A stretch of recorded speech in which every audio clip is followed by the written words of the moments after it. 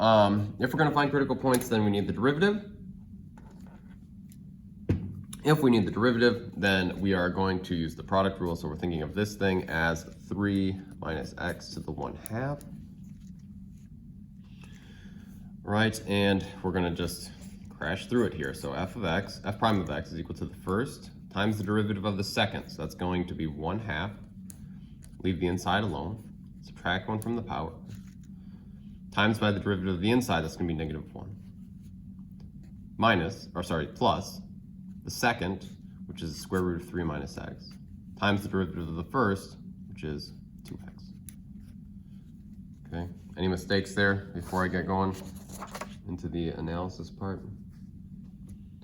I don't think so. Good. It's just good if we can catch it now as opposed to later. So, I recommend cleaning this stuff up first before you try to do the analysis. So for me, thinking about a rational exponent in terms of square root is easier if I'm doing like analysis on it.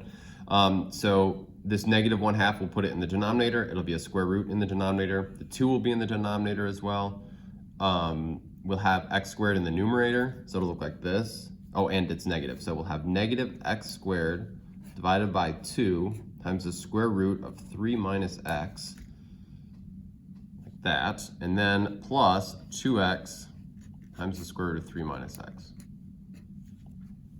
Okay, and actually I forgot to do this. This is fine. Before we analyze this, we should probably think about what the domain of this function is. Where are we even going to be looking for critical points? The domain of this is whenever 3 minus x is greater than or equal to 0. And by the way, I think that equal to is fine, right? The square root of 0 is 0. All right, so if I add x to the other side, I'll get this. X is less than or equal to 3. Okay, so that's our domain. Everything less than or equal to 3. So we don't need to check, for instance, x equals 7, something like that. All right, we want to know when this is 0 or doesn't exist. So usually does not exist is easier to analyze. So I guess let's just make a list over here, kind of down the page. So when does this thing not exist? Well, whenever the denominator is 0, is going to be obvious point where it doesn't exist. If we had like a natural log function, we could, we could find other places where the function wouldn't exist or the derivative wouldn't exist. But here, if I plug in 3, I get 3 minus 3, which is 0. So I divide by 0 right there. Okay, so at x equals 3, I guess let's write this. X cannot equal 3. Okay. Any other places where the derivative doesn't exist?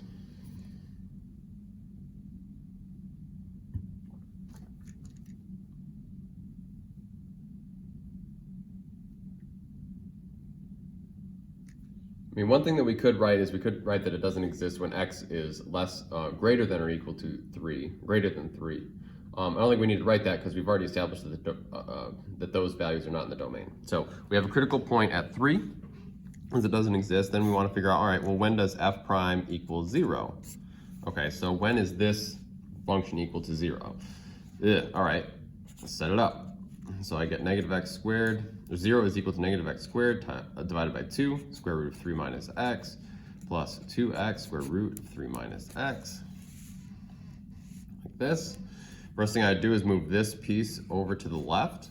So I get x squared over 2, square root of 3 minus x, equal to 2x, square root of 3 minus x.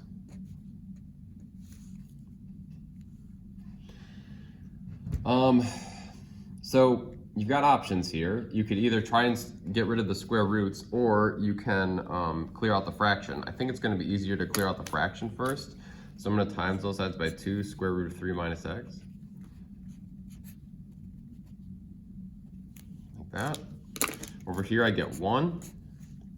And so I get x squared is equal to, over here I get 2x times square root of 3 minus x, or sorry, 2 times 2, shoot. Should be 4.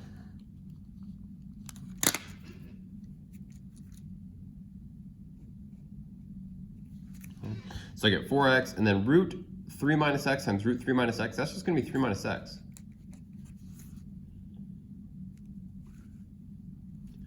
Distribute, so I get x squared is equal to 12x minus 4x squared.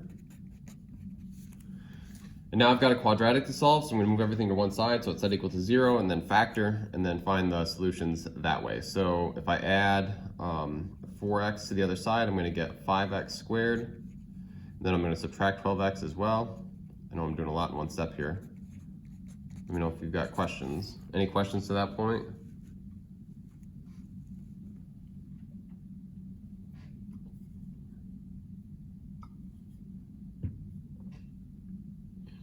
Okay, I'm gonna factor the x out.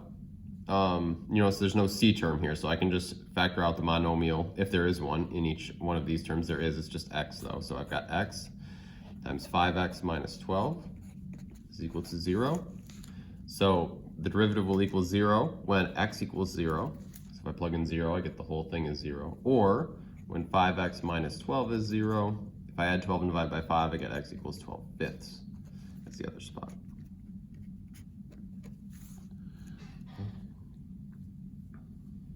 Questions?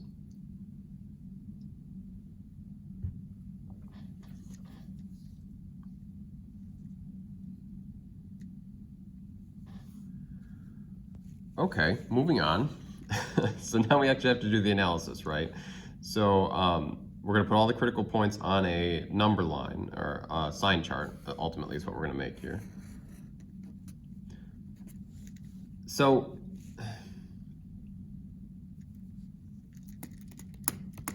all right, so we'll put 0 and 12 fifths. We can put 3 on here, although I don't know that it's really necessary. I mean, this tells us that, well, we'll leave it on there. What the heck? It's not going to hurt anything. We know that the function doesn't exist over here, right? So there's no reason to analyze over here because the domain is x less than or equal to 3. Okay. So let's check some values here. So let's check like negative numbers. What happens when we plug in negative numbers? Again, we're checking the derivative, okay? Mr. Creswell? Yes.